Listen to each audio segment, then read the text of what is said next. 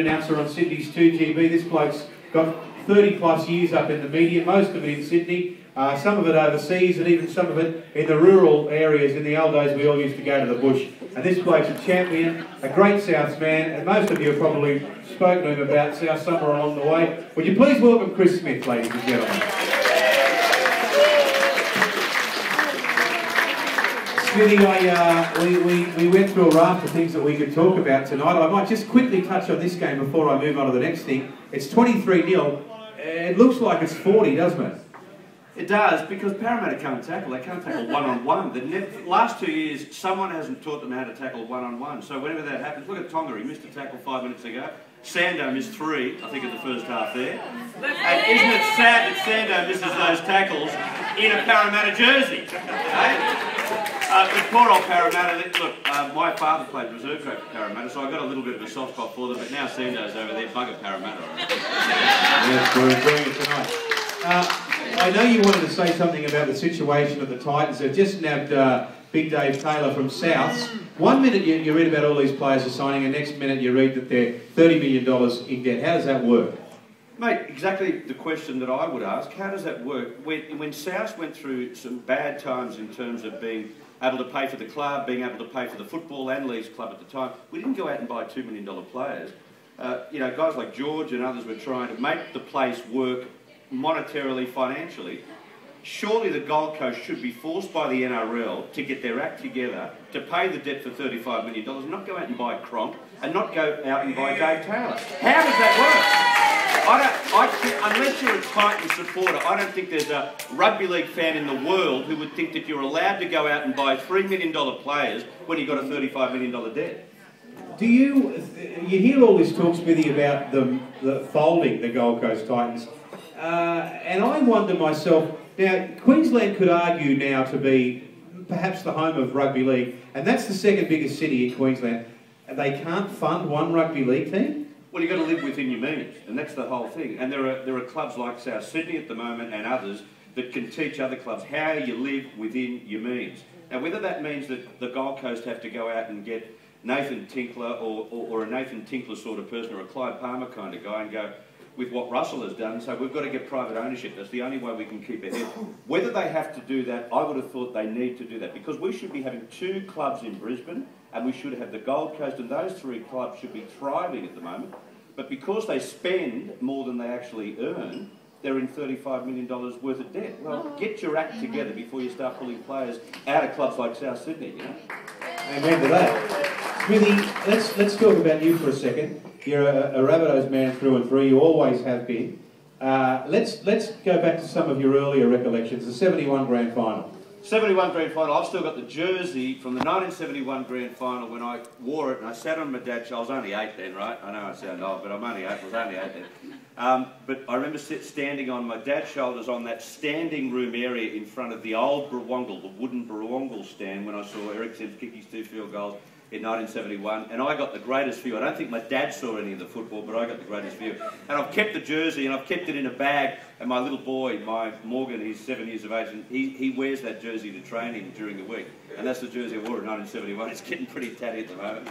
And I remember being here when Neil Baker kicked off against St George, and Terry Fay scored off the kick-off because it was kicked on the top of the ball, and the ball rolled like that, and it bounced up at the end, and Terry Fay caught it. Jack Gibson was the coach at the time, and he scored in the southwestern corner, right here at Redfern Oval, and I was right next to it at the time, and we scored, I think it was 18 seconds or 17 seconds into the game, and it was just the most exciting event that I've ever experienced at Redfern, yeah. And one of our guests later on tonight is Big Bundy, Les Davidson, and that brings me to the 89 side, who obviously won the minor premiership. We talk about that every day. I think we won 11 or 12 on the trot that year, equaling the record of the 1955 side. Do you have any recollections of that year, and did you think we were going to win the grand final? Did you put the house on it? Well, yeah, because we had a bad day and we lost that game. But you think about those 2 grand final sides, I thought that we had equal to the Balmain forward pack, and that was a great forward pack with Roach and Siren and others, and I thought that we equalled in the backs what they had at Canberra with Daly and Stewart and Meninga, and I thought we were equal. I thought Balmain had what we had in the forwards and Canberra had what we had in the backs, but we had both of those. And if we'd have had a good day that day and a few things had gone our way and Bill Harrigan hadn't have been the ref, I reckon we would have won that match and we would have won the grand final in 1989 as well. It was funny though, Smithy, the year later, no one would want to talk about this, but the year later, we went straight back to the bottom and only won 2 games. What went wrong there? I've asked that of Mark Ellison a few times. I said, man, what did you do? You got so close and we thought the next year you're still in there with a great fight, you know. Forget about what happened in '89. Surely you can get ahead. But he explains it this way. He says that it was like a hangover the next day. It was like getting to that next year and still having that in our mind.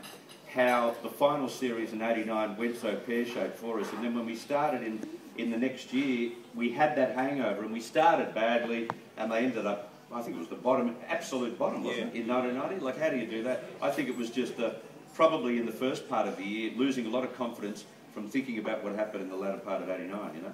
Do you think if you could put... I often think, like late last year when we had all those injuries, I thought Mick Crocker stood up, I think, as our most valuable player. Do you have one player, I know you're an English fan, but is there one player that you think has got to just have a 12 out of 10 performance every week for us to go all the way? I think if we can get Sam Burgess playing in the second row and not front row, if we can get him 2 off, say the half-back, he will do amazing things. He's already done amazing things, and he's doing stuff in the front row where you've got 5 players all around you. The guy is unbelievable. And if he can keep healthy and keep on the paddock like he hasn't done for 2 seasons, if he can keep on the paddock, I reckon we're in. And if we beat Brisbane tonight, we are fair dinkum contenders for the top 4 if we can beat Brisbane tonight. And what are your thoughts on the running of the game? I mean, you touched on Taylor signing with Titans so early in the year. We have this new structure to run the game in 2012. What changes do they need to make? Do they start with this window where teams sign players? Yeah, I don't know what the answer is there, to be perfectly honest, but I do think that we can't hand out grants to clubs like the Gold Coast because they're in the Gold Coast, or because the Storm happen to be in Victoria, and we hand out $3 million and $5 million because we really want you to survive. That doesn't make for a fair competition. Like, how much more imbalance do you want in the NRL competition? That crap has to stop. And if we have to go without a team in Melbourne, if we have to go without a team in the Gold Coast, find a consortium who can know how to run a business before we have a football team. But you know the other thing is, in terms of the actual game, whenever there's a try scored, I would like to see time off until they kick off. Because look at that time that we miss as fans. As soon as they score a try, what is it, 2 minutes before we kick the goal? And then when they kick the goal, there's another 45 seconds before they kick off. That's not play. We lose out on all, and if it's a high-scoring game like this, we're losing out on 9 minutes of 10 minutes of play. I reckon there should be time off as soon as the try is awarded, and time back on when they kick off. That's a small rule. But I didn't mind what they did in the All-Stars, where they said infringement in the play the ball, 6 tackles again, play on. It's because you get too much of an advantage with an infringement in the play the ball. You get to kick the ball out and make 40 metres, and then you get to bring it in again. Either you get 6 again when there's an infringement in the play the ball, or you get a penalty and you don't get to kick for touch. Because once a side gets a penalty anywhere on the field, you're right up there, clacker right on the try line for 6 tackles, and that's unfair to any side. Now, just before you go, Smithy, did you call a bit of rugby league in the bush? And was it at 2 PK Parks? No, well, I first called rugby league when I wanted to be, my aim in life was to be a rugby league caller in my life. And I remember sending, cut a long story short, when I was in Maroon, I called football, and I used to call teams like Tamworth, Maroon Boomerangs, Ewan McGrady, and all the McGrady brothers played for the Boomerangs at the time.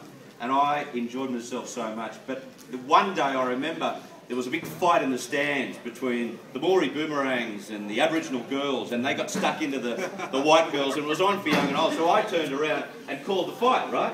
And the game's going on between the Boomerangs and the Maori side, and I thought the fight was much more entertaining. There was no blokes involved, all shooters, right? So they're getting stuck into each other, and it was the greatest thing, and I never called football for about 6 weeks after, and I got suspended after that. One of about 5 times I've been suspended, but anyway. And then I got suspended, but then I got told, you don't call those things. You don't highlight the fact that there's people don't like each other at the football. But then I called it in Parks, and when Teddy Goodwin played for the Parks Spacemen and won the comp, which was quite exciting. And then I sent a tape to Ray Hadley when I wasn't at 2GB, and he was at 2UE, and I said to take him, I really want to be a football caller. And he wrote back, he says, you're never going to be a football caller. And I still ask him all the time, you know, I can call that game on Friday night. And he goes, leave me alone, leave me alone. Mate, God bless you, Chris Smith, ladies and gentlemen. A mad Rabbitoh. Give us a couple of minutes for his time tonight. Thank you so much, mate. And of course, you can catch him afternoons on 2TV. Ladies and gentlemen, Chris Smith. Good on you. Thank you.